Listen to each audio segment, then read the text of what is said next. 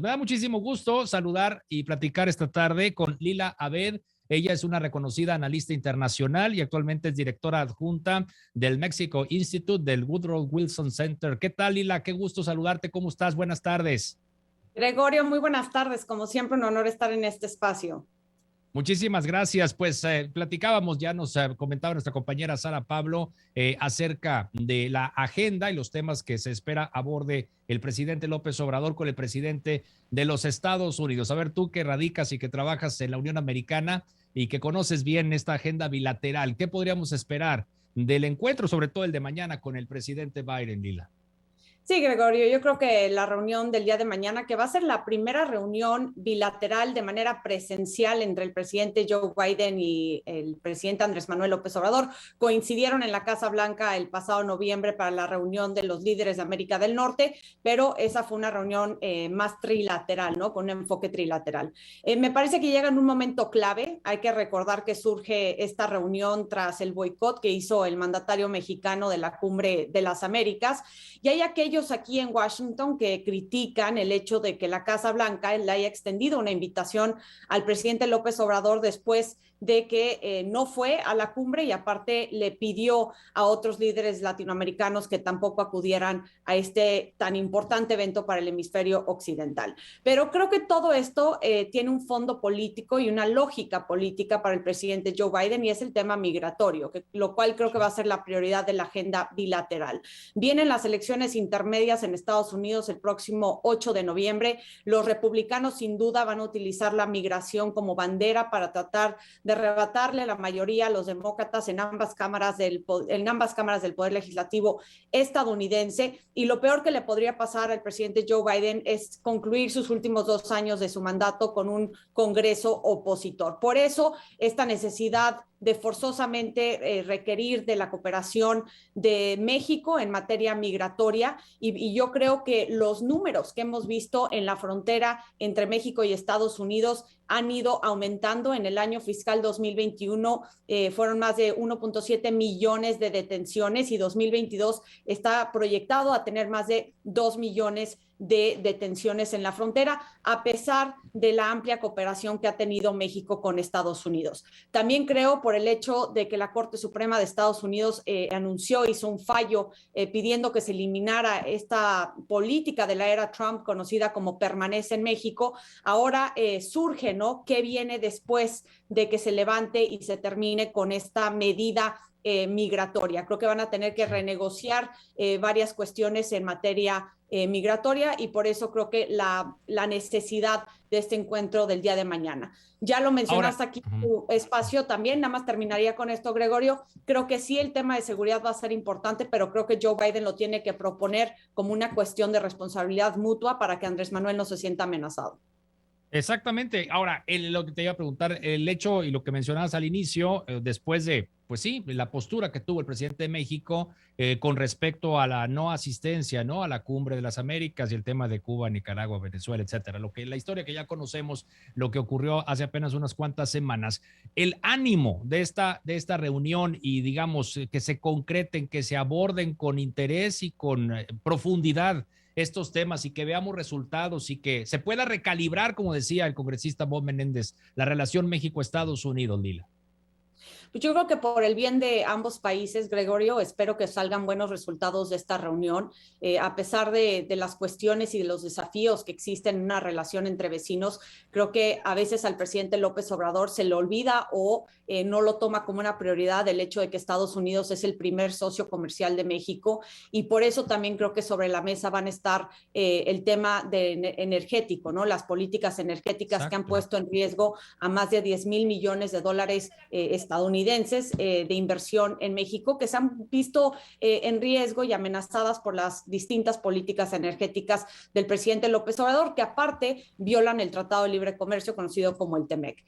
Bien, Sara Pablo mencionó esta reunión con los CEOs o con los empresarios estadounidenses, y sí es cierto que esta idea del nearshoring, de regresar el centro de producción a América Latina, particularmente en este momento América del Norte, es una cuestión que México y el presidente López López Obrador debe de aprovechar, pero para ello se requiere de credibilidad, se necesita contar con un marco legal jurídico predecible en donde se respeten las reglas de inversión y que no se las estén cambiando conforme decida el presidente que va mejor o que va mejor acompañado de la ideología de la Cuarta Transformación. Creo que para Estados Unidos y para el presidente Biden, y creo que esto va a ser uno de los temas más interesantes, es cómo va a navegar el mandatario estadounidense otros temas como la libertad de expresión, el asesinato a los periodistas, el alza, ¿no?, en homicidios, feminicidios, el declive antidemocrático por el cual atraviesa nuestro país. Creo que el presidente Joe Biden ha tratado de mantener estos temas al margen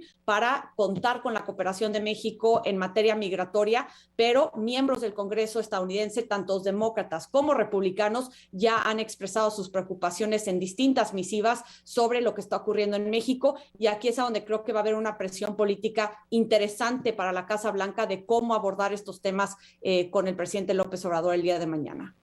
Sí, seguramente pues es por ahí la preocupación, tema migratorio, tema seguridad y claro, la cuestión política, ¿no? Y lo que México representa para los Estados Unidos. Dos preguntas puntuales sobre tema, pues sí, de carácter económico, uno que tiene que ver con el tema TLC, la política energética de nuestro país. Estados Unidos dejó en el aire la posibilidad de comenzar un arbitraje contra la política energética en México. ¿Lo ves como tema fuerte para mañana, Lila?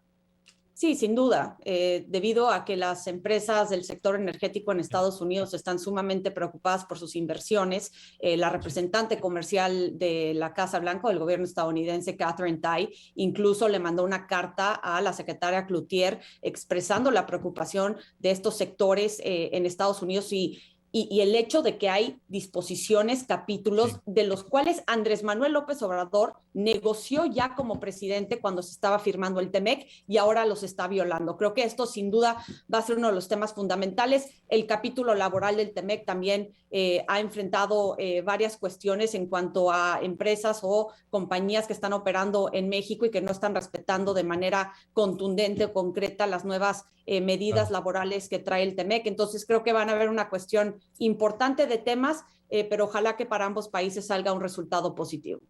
Y el tema económico, ¿no? Particularmente inflación, ya vimos aquí en México, pues traemos la inflación más alta en 21 años, casi el 8%, de acuerdo al último dato. Estados Unidos también trae una inflación a niveles históricos. Estamos a la espera, no sé si acaba de salir el dato de inflación, pero por ello, pues hubo presión en los mercados, el peso cayó fuerte en las últimas horas. En fin, este tema de económico también me imagino que debe de ser parte de la agenda, quizá no la agenda central, pero sí a lo mejor el resto de las reuniones, ¿verdad? Por supuesto, porque lo que hemos visto tras la pandemia, Gregorio, y ahora con la crisis o la guerra entre Ucrania y Rusia, es que si las cadenas de suministro están dependiendo de cadenas de suministro globales y entonces se rompe algún aspecto de esa cadena, trae una consecuencia tremenda para las cadenas de suministro y para las economías en otras regiones como lo es América del Norte. Por eso esta necesidad o esta propuesta de fortalecer las cadenas de suministro regionales para convertir a la región en una región de producción donde puedan ser autónomos en cuanto a su economía y a los productos que están produciendo. Y también, de cierta forma, pues México debería de aprovechar este momento porque le quita mucho mercado a China, que también puede traer cuestiones, resultados positivos para nuestro país. Pero de nuevo, si no hay un ambiente de inversión o económico con credibilidad y certidumbre, me parece que va a ser sumamente difícil lograr este aspecto.